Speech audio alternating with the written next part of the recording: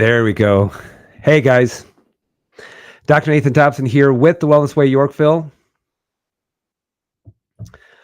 Happy Monday evening. Sorry, where everything is cranking away here. So happy Monday evening. Thank you for joining this live broadcast. The topic we're going to be going over tonight is fatigue. If you suffer with fatigue, go ahead and give me a thumbs up. And if you are watching live right now, go ahead and say hello. Also, let me know where you're watching from as well. I love to see people from all over the world as they watch these live broadcasts. Guys, this keeps me going. I promise you that. This keeps me going, knowing that I'm providing valuable information to you guys from, it might be 2,000, 3,000, 4,000 miles away. And so I'm happy to do that for you guys. And it keeps me going. It drives me and it gives me energy. This is a joy of mine, just so you guys know. This is a joy of mine, is going over this stuff with you. And as I learn and get better, I also want you to grow with me as well. So tonight we're going to talk about fatigue. So if you suffer from fatigue, give me a thumbs up or give me a wave and just say like, hey, I do. I'm going to show you where you need to be looking from when it comes to handling or tackling this whole idea when it comes to fatigue. Okay. All right, so let me make sure that I'm on the right slide. Here we go.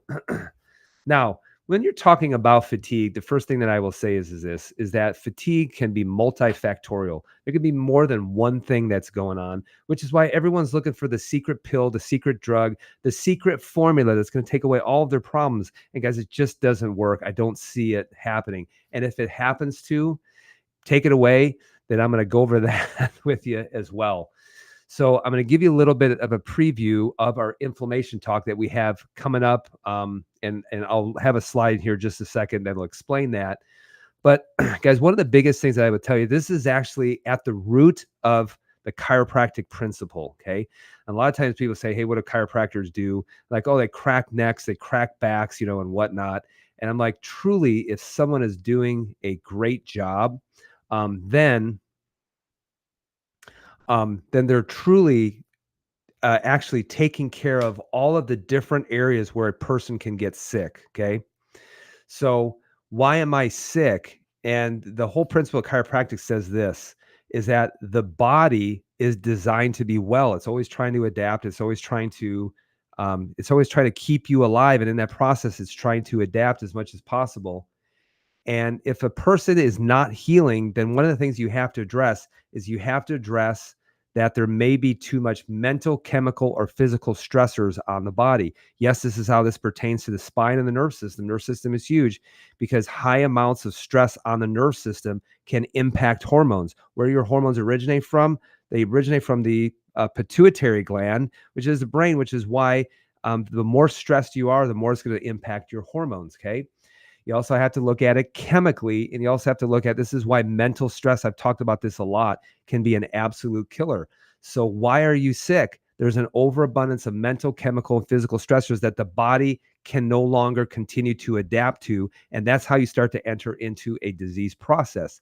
And this is why when you look at this whole process, this is why we do an inflammation talk. Our next one in person, guys, is going to be Tuesday, March 12th at 6:00 p.m.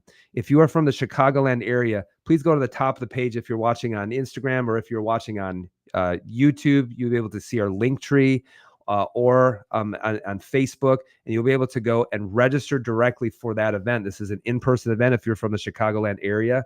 And we talk about this principle as well and how you need proper testing.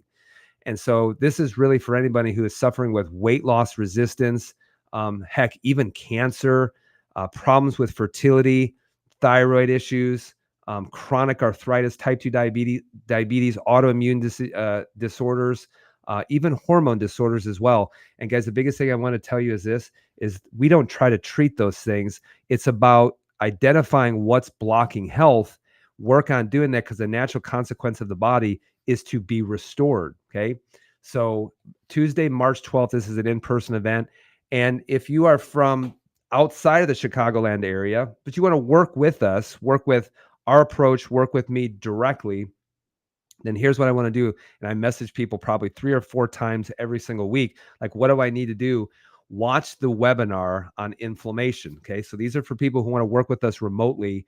watch the webinar on inflammation. Go to the top of the page and you'll be able to register for that webinar.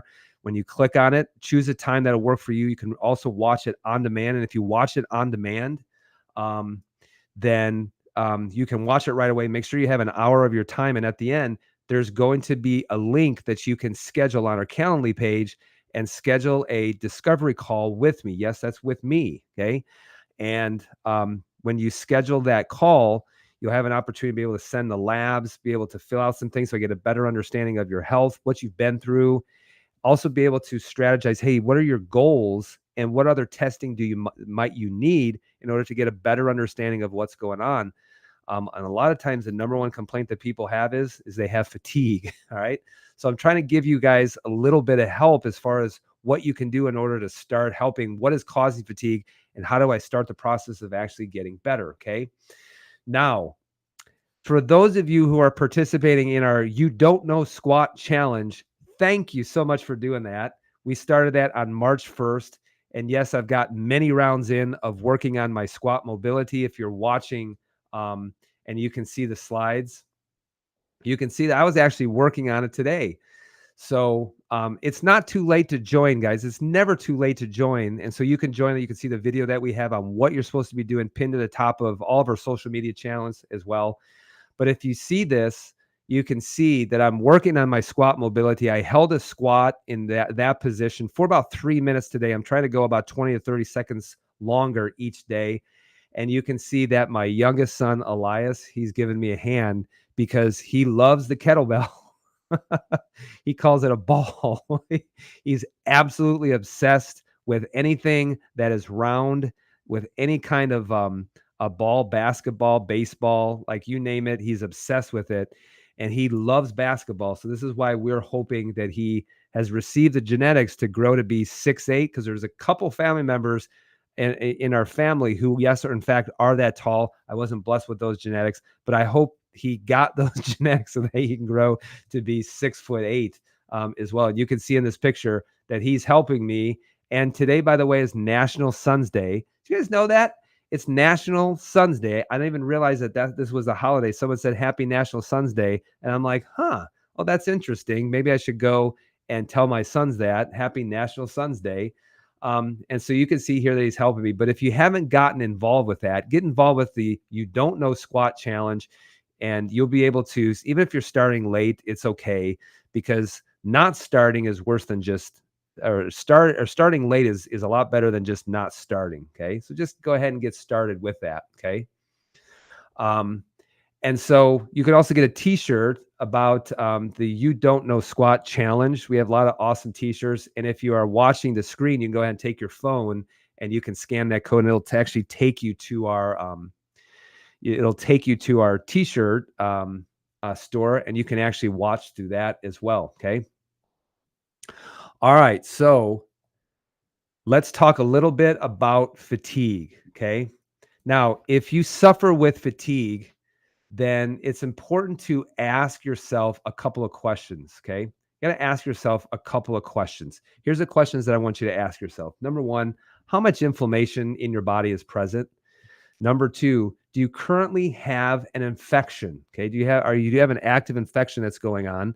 Number three, are you on any medications? Because I love how people call them side effects. No, they're just effects. Can medications cause fatigue? Yes, I'm going to go over that.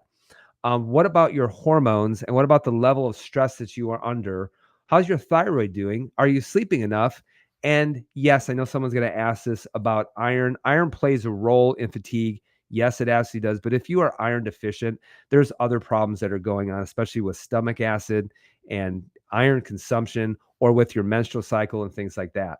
So you got to ask yourself all of those different questions. And if you can't answer those questions, you probably suffer with fatigue, then you probably need to get the right amount of testing or the right testing. Okay. All right. So let's talk about reasons for fatigue. And it's never, guys, usually just one thing. It's multiple things that are going on. I'll explain to that in just a second. So the first thing you have to look for is you have to look at inflammation. Okay. You have to look at inflammation. Here's a lab test of a young girl who came in who is suffering with just red, inflamed skin, puffiness, and no energy. And so we did some testing. One of them included a stool test. And if you look on this test, you can see that her fecal secretory IgA was through the roof. Okay. It was at 3,876, and you don't want that to be even higher than about 2,000. Okay. Now, a lot of this had to do with leaky gut, food allergies, and things like that. And we did a 4-week follow up. She's like, oh my gosh, my bloating is better. My skin is so much better. And I said, well, how's your energy? She's like, you know what? This is crazy, but my energy is so much better. And guys, there's a reason why people are fatigued when they're inflamed. Okay. And so this is why getting the right testing is so important, especially if you've worked with other doctors and they're just like, I have no idea what's going on, and they're just kind of just grabbing straws as far as what is going on inside the body. Here's another thing that's very important when it comes to inflammation. Here's some lab testing of a person who had fatigue, no energy, and also had a lot of joint pain, that's going on. And if you look at her blood labs, one of the things that you're going to see is you're going to see elevated liver enzymes. You're also going to see high CRP, C-reactive protein, at 10. And this was not some kind of acute reaction. This was a very chronic reaction. This puts you at a very high risk of heart attack and stroke. And in fact, it's been proven that people with high CRP do have higher incidences of heart attack, cardiovascular disease, stroke, things like that. And it was also very deficient in vitamin D. But also, if you look at her thyroid, very poor thyroid function. In fact, there's an immune reaction that's taking place that's destroying her thyroid, which is why her thyroid levels were so low, and also very low in certain foundational hormones as well. And I want you to think about it. If we just pointed to one thing, she wouldn't get better. That's why you have to look at multiple things that are going on inside of the body. Okay. Now, here's an interesting article that comes from out of PubMed, Frontiers of Immunology, 2019. So it's about 4 years old. But here's where they start giving you clues. The role of inflammation in depression and fatigue. Okay, here's what they say. Depression and fatigue are conditions responsible for heavy global societal burden. I agree, absolutely, especially in patients already suffering from chronic diseases. So here's what they say is that fatigue and depression is very prevalent in people who are already sick.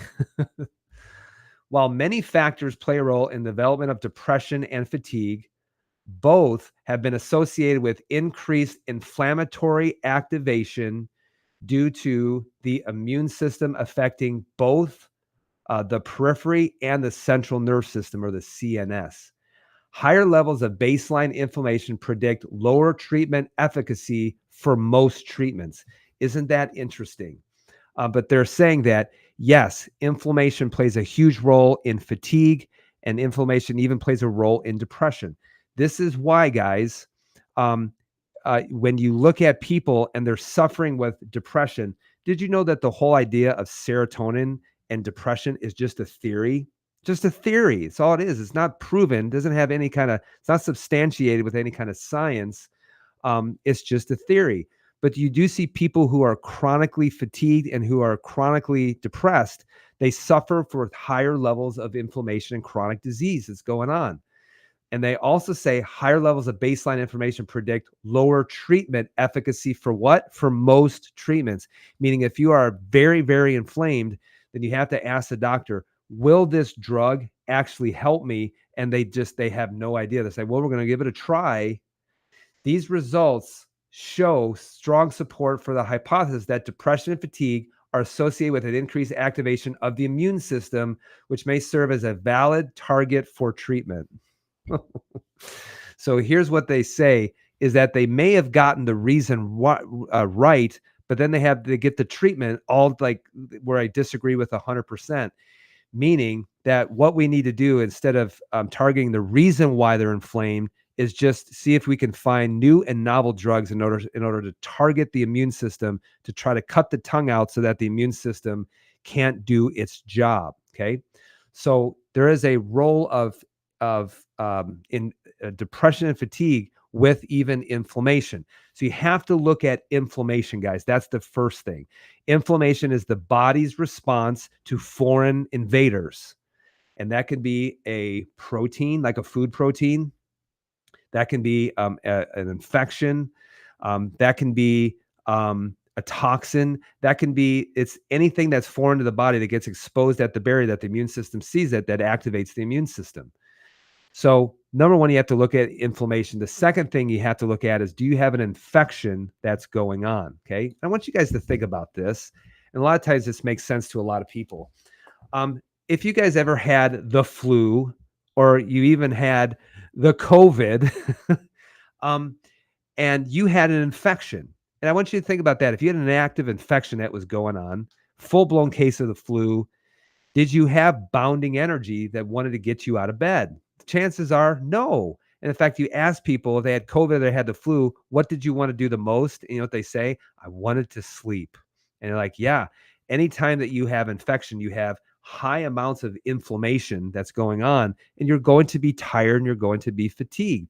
If you had the flu, you don't feel like going out and running a 5K at that point. What you have to do is you have to let your body handle that inflammatory process to handle the infection. And then you're going to see, as your body heals, the energy starts to go back up. So if you talk about infection and it's not getting better, then you have to ask the question, do you have a chronic infection? Do you have a chronic infection that's going on? So here are some common chronic infections. Number one, Epstein-Barr virus. Now, if I tested people, almost everybody by the time that they're 18, 20 years of age have been exposed to Epstein-Barr virus. However, it can reactivate when you are burdened with so much stress, and it lowers the immune response. And then what happens is that it starts to grow within the body. So do you have a chronic infection? And I've had people who have had debilitating fatigue. And when we tested them for certain immune responses going on, they came back as having an active infection of Epstein-Barr virus, which is why they call it chronic fatigue syndrome. Okay. How do you know if you have that or not? Then you test for it. Okay. But the other thing too is you may also be carrying infection within the gastrointestinal system. And who's most likely to carry an infection within the gastrointestinal system? I will tell you this: people with low stomach acid. So who are the people who have low stomach acid? People who have acid reflux, people on proton pump inhibitors. And in fact, if people are on proton pump inhibitors because the doctor put them on for acid reflux, I almost always will run a stool test to look for infection that's going on. And 9 times out of 10, they're carrying an infection. And the reason why is because stomach acid actually helps to sterilize your food.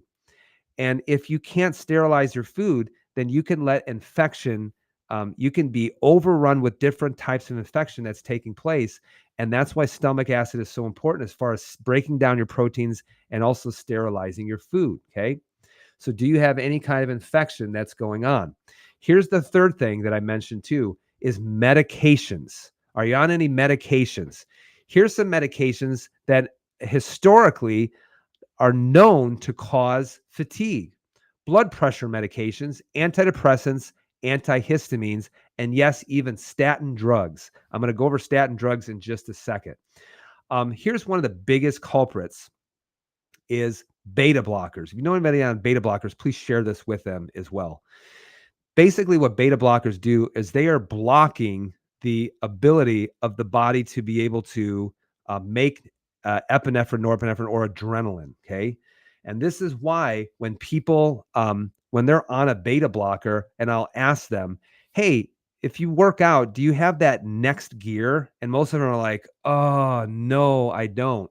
So a lot of times if you see people that are on a beta blocker and they're trying to lift heavy or do some kind of CrossFit workout, is they just don't have that next gear. And in fact, they stare down at the barbell to lift that up and they get dizzy from it. Or if you have them rapidly going up and down, like with a burpee or something like that, it'll make them dizzy, or they're so fatigued and they don't have any kind of energy, from doing that. This is why, guys, if you look at people and they're getting dizzy all the time, there can be an adrenal component that's due to an inflammatory response. And I want you to think of it: high inflammation causes the adrenal glands to kind of do this as well.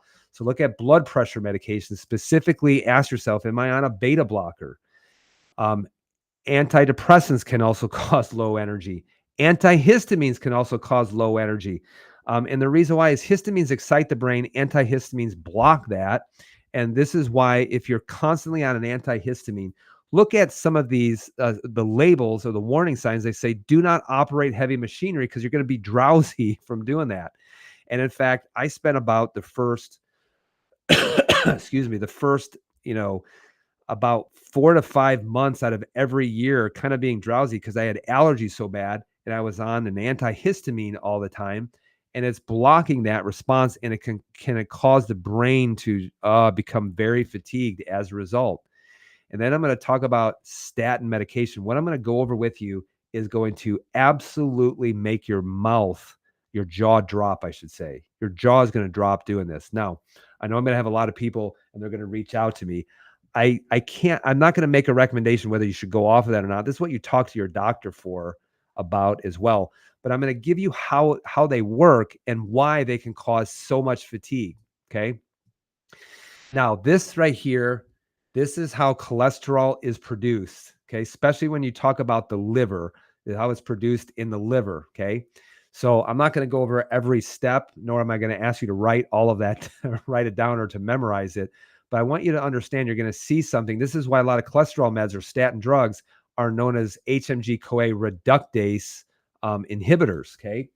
So if you look at some of the most common statin medications, if I say, what's the most common statin medications, you might say a Lipitor or something that has statin that's actually in it, in the generic name of it.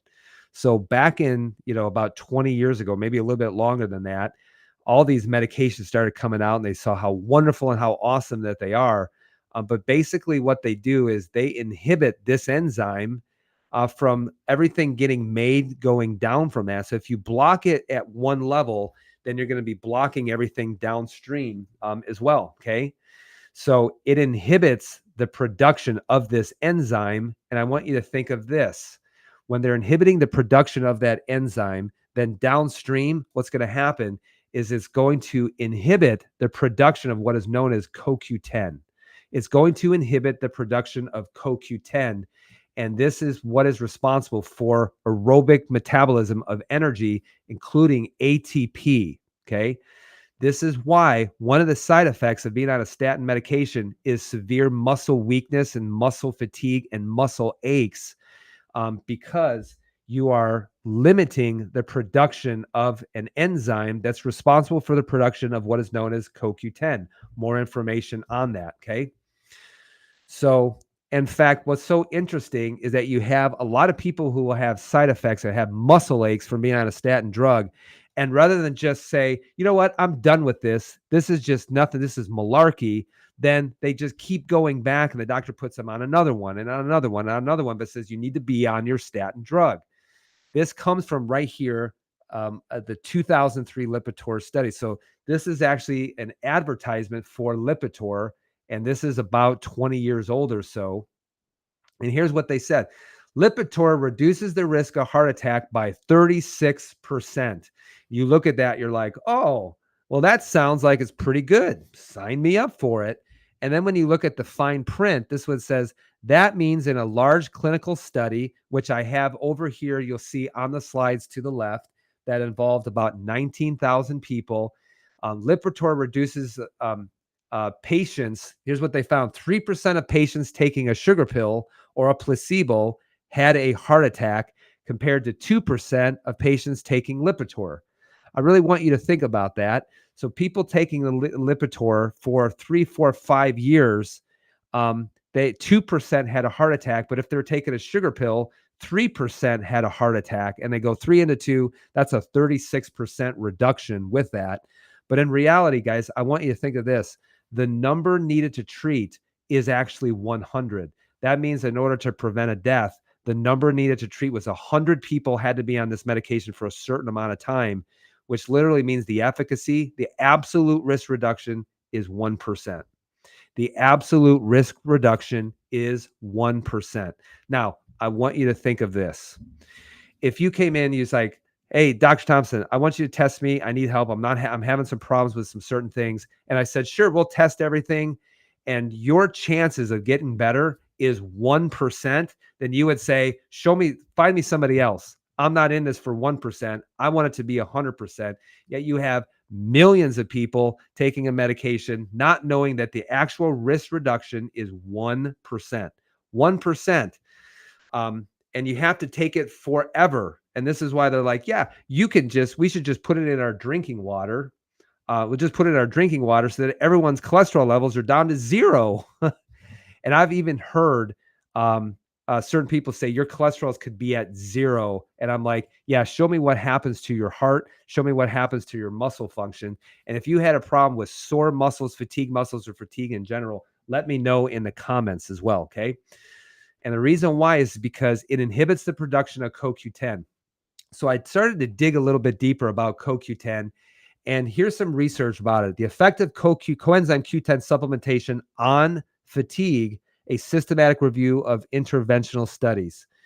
The conclusion says this: it seems that CoQ10 has better therapeutic effects in statin-related fatigue and fibromyalgia patients compared with other disease-related fatigue. Why is that?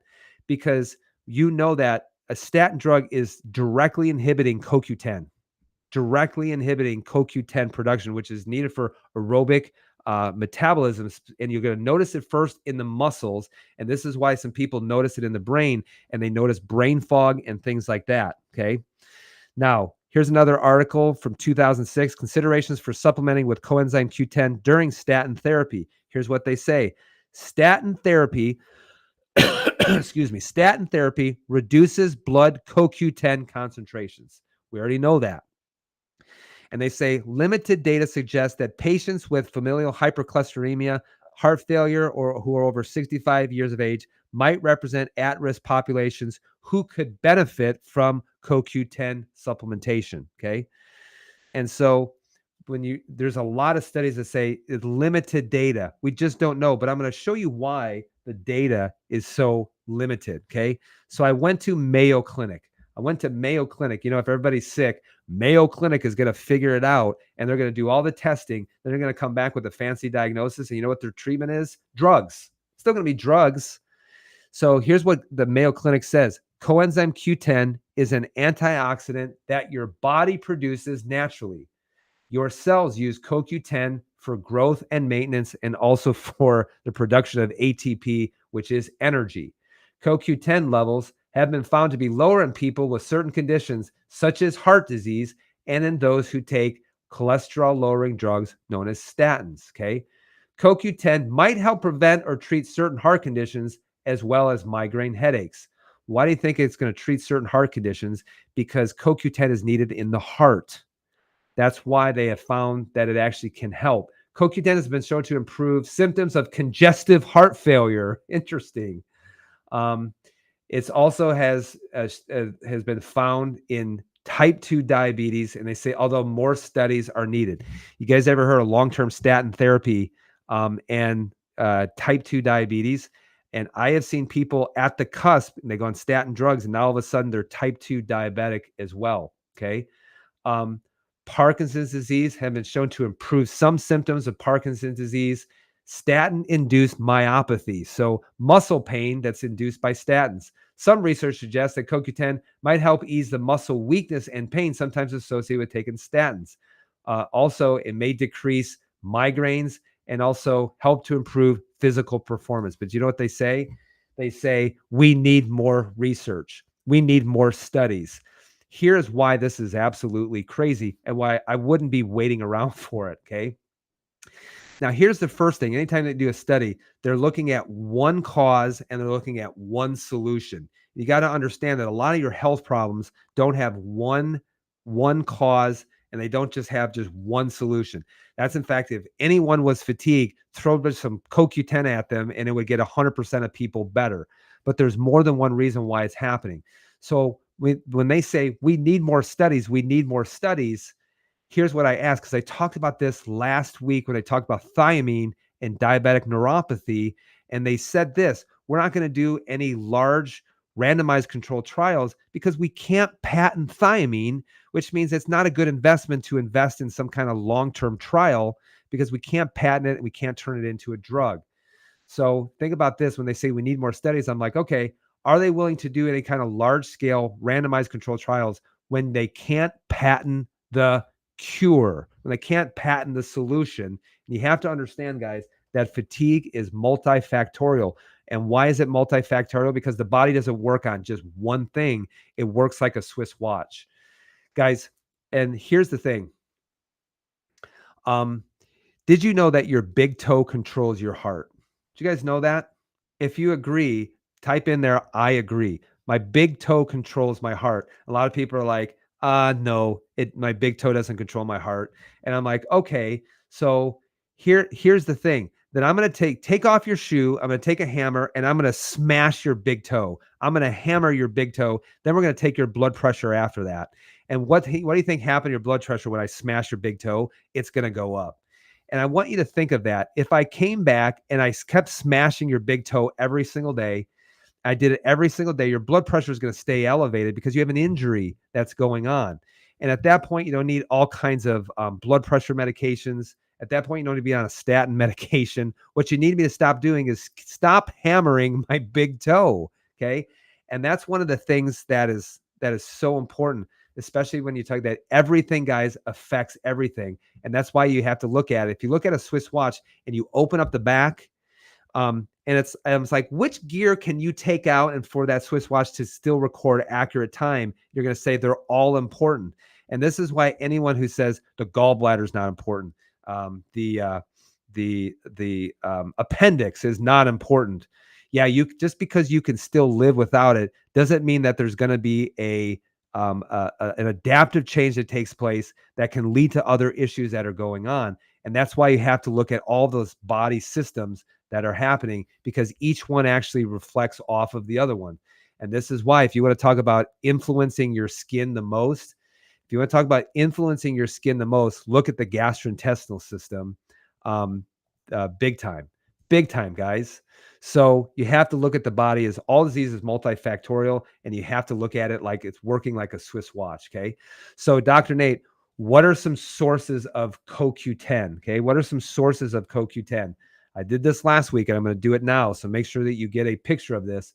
Is that some of the best sources of CoQ10 is going to be liver glandular, also known as desiccated liver. It means it's a liver, it's dried, it's ground up, and it's put in a capsule form. And you'll get about 2.5 to 3 milligrams per every 2 capsules. Okay. Now, there's one that's a lot more concentrated. It's called Q powder. And all it is CoQ10 by itself, and it's 100 milligrams. And I will tell you this, when we have some people who are having a lot of issues with fatigue, and we figured out one of the reasons why, and you give them higher dose of CoQ10, they start to perk up fairly quickly. Okay. So these are going to be some of the sources of CoQ10. And guys, here it is right here. You go to store.thewellnessway.com and use code 5058.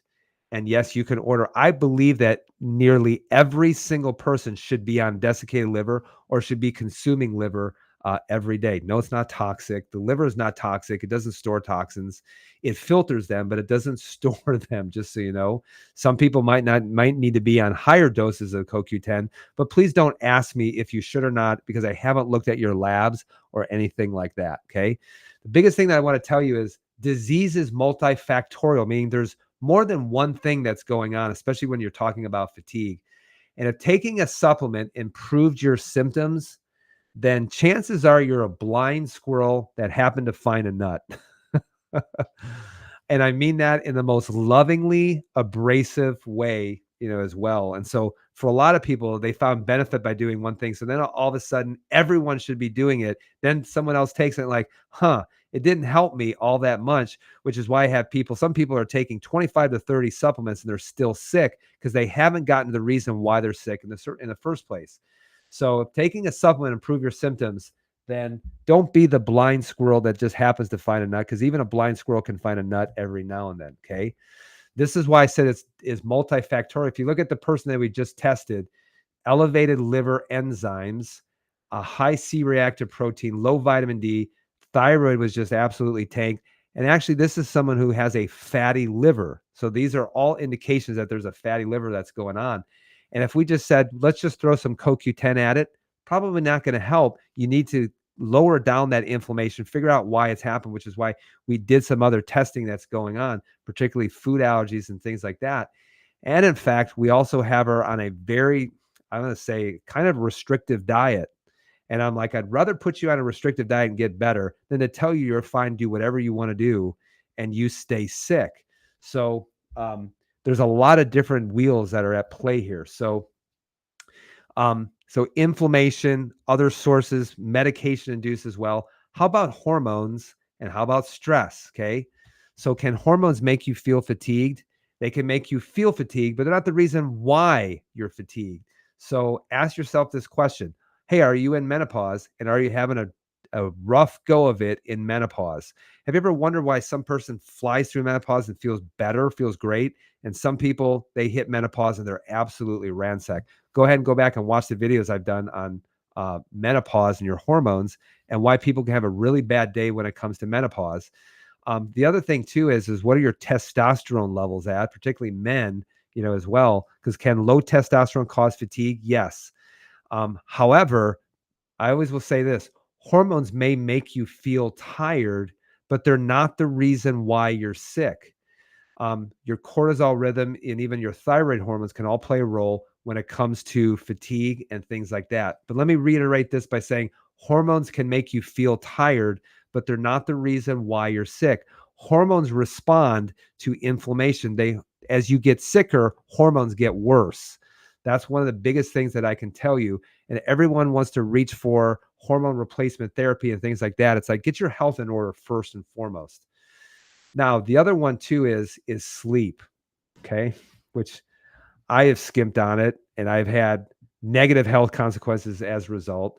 But what is the purpose of sleep, okay? What's the purpose of sleep? And if you truly understand sleep, you're going to understand that the purpose of sleep is to repair, which is also this: when people who have, they start to recover, they start to get better.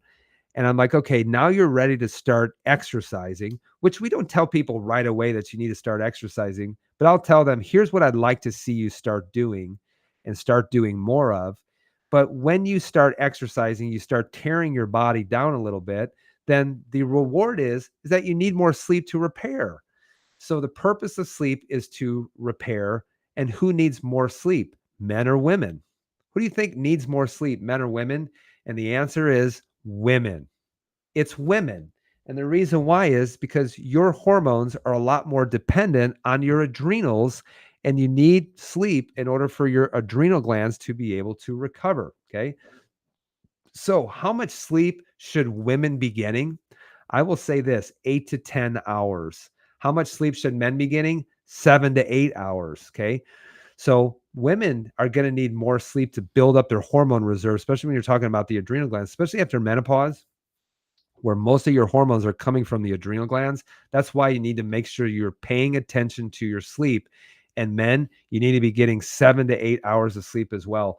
And if that makes you angry, then all I can tell you is because I don't have the time, to do that. And I've had people respond very negatively when I've said that. I'm like, great. It doesn't change the fact that you need that. And so if you don't get that, if you're not getting it consistently, then there's going to be a negative consequence. If you can't get sufficient sleep, don't be blasting your body with doing all kinds of weightlifting and crazy workouts if you don't recover, because it's just going to keep tearing you down, especially. Now, a lot of times people will ask me is like, Dr. Nate, please help me. I cannot shut off my brain. Okay. And this is going to happen more in women than men, because women tend to worry a little bit more, and you tend to be more like you got 19,000 things on your brain. And men, we're just very simple. We just focus like on one thing and then we forget about it and we go back to bed.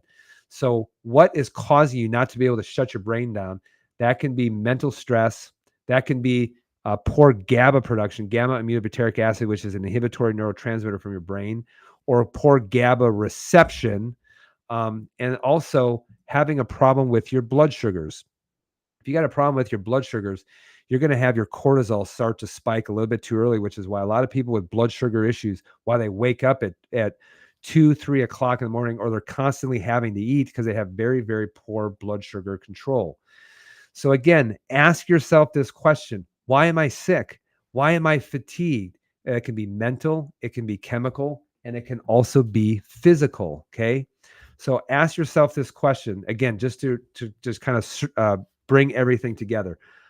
How much inflammation is present? Do you have an infection that's going on? Are you on any medications? What about your hormones like testosterone, progesterone, your estrogens? Yes, there's more than one. How much stress are you under? What's your thyroid look like? Are you sleeping enough? And then, yes, iron can play a role, but I will tell you this: one of the biggest things that cause poor iron absorption is high amounts of mental stress. It is. So that's why you don't want to just blame iron all the time. So, what are some of the things that I can do? Okay. What are some of the things that I can do? Number one, work with a Wellness Way doctor to get the appropriate testing. Just go to thewellnessway.com. You can even type in someone who you can work in person with. Just type in your zip code and see if there's a doctor that's close to you. We do work remotely, which is why I want you to go to the inflammation webinar as well. Is work with a Wellness Way doctor to get the appropriate testing. There's number two, there's no magical secret formula. Okay. I'm sorry, guys. There's no magical secret formula. We work on getting your health back, and the natural response to health is that you don't have fatigue. And number three, please work with a Wellness Way doctor. Okay. Because if I say it once, some of you aren't going to believe me. So I'll say it twice. Now, on the journey towards health, guys, it is okay to ask for directions. It really is. It's not. Sometimes people have to just get their ego out of the way, and it's okay to ask for directions. Because again, if you're going from Chicago to Los Angeles, sometimes you need to ask for directions. It's okay because you might be going in the wrong direction. You're not going to realize it.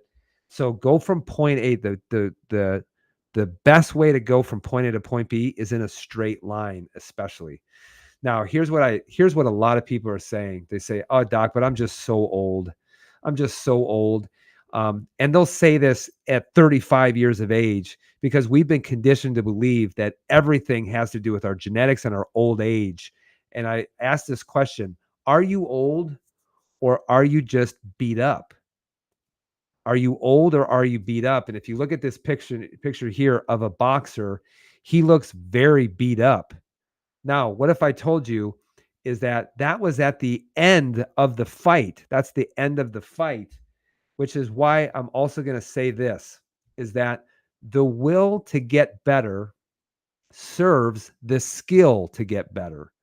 The will to get better, the will serves the skill. And the reason why I say that is because this fighter right here, who is just bloodied and beat up, he wants to win the fight, but he's subservient to his skills as a fighter.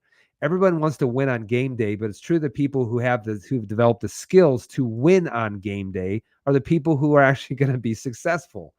So just because you want to get better, you have to develop the skills to be getting better, because a lot of people have the will, but they haven't developed the skills or the mindset to actually get better. This is why I say, please, guys, work with a Wellness Way doctor. Get registered. If you're watching from the Chicagoland area, get registered for our next inflammation talk, which is going to be a week from Tuesday at 6:00 p.m. This is an in-person event. You have to be from the Chicagoland area to be there. If you are from Thailand, please don't register for this. It's not a remote event.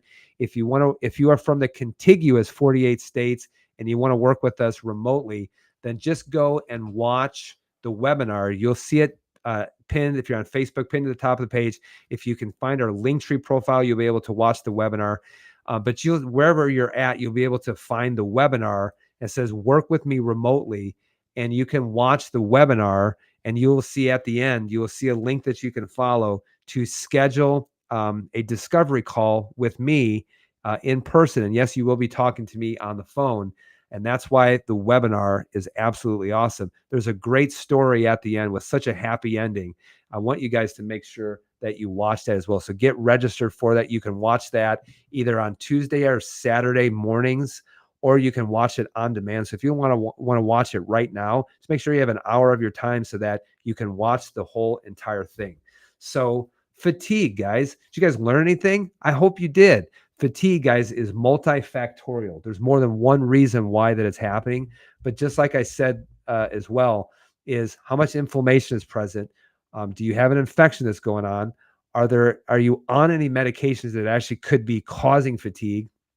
How are your hormones? What are the stress levels you have? What about your thyroid? Are you even sleeping enough? And yes, are you iron deficient? The only way to know is to get the proper testing, because as people start to remove inflammation and the reason why it's happening, then you'll see that their levels of fatigue will start to go down, and you'll start to see that their energy starts to go back up. And it's okay to ask for directions on your journey towards health. That's one of the biggest things. But how do you do that? Get registered for that inflammation talk. That will help you so much, and it will help point you in the directions as far as where you need to head as well. So guys, if you found this enjoyable, please make sure that you share this video, especially if you're watching on Facebook and things like that. I sincerely appreciate that. Thank you guys so much for joining me on Instagram as well. And guys, if you have a question and you don't want to ask it right here, just reach out to me. Via Messenger as well. I'll do my best to try to answer that as quickly as possible. Okay. So guys, be well, be blessed. And as I always say, remember who